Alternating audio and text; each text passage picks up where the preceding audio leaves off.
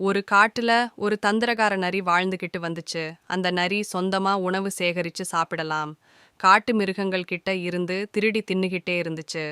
இத பார்த்த எல்லா மிருகங்களும் நரி கிட்ட பத்திரமா நடந்துக்கிச்சுங்க. நரி கண்ணுல படுற மாதிரி எதையும் வைக்காதுங்க.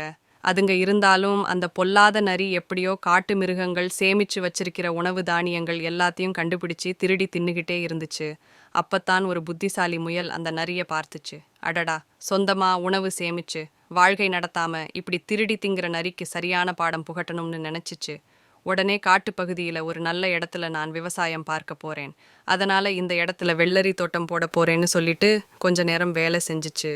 இத தூரத்துல இருந்து பார்த்த நரி, வெள்ளரி தோட்டம் போடுதா முயல், அப்ப கொஞ்ச நாள் கழிச்சு நமக்கு சரியான தீனி இருக்குன்னு நினைச்சுக்கிட்டு தினமும் அங்க வந்து வெள்ளரி கச்சிடுச்சான்னு பார்த்துக்கிட்டே இருந்துச்சு. கொஞ்ச நாள் கழிச்சு வெள்ளரி காய்க்க ஆரம்பிச்சிச்சு. உடனே அங்க வந்த நரி வேகமா வெள்ளரி தோட்டத்துக்குள்ள புகுந்து வெள்ளரி எல்லாத்தையும் பிச்சு திங்க ஆரம்பிச்சிச்சு. அப்பா திடீர்னு நரிக்கு உடம்பு எல்லாம் அரிக்க ஆரம்பிச்சிச்சு. கொஞ்ச நேரத்துல உடம்பு பூராம் தடிப்பா வந்து அங்கேயே விழுந்துடுச்சு.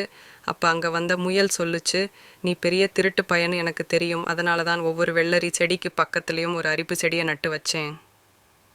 வெள்ளரி பிடுங்குற அவசரத்துல நீ அந்த அரிப்பு செடியில உடம்ப தைச்சதுனால தான் உனக்கு உடம்பு இப்படி ஆகிடுச்சுன்னு சொல்லுச்சு.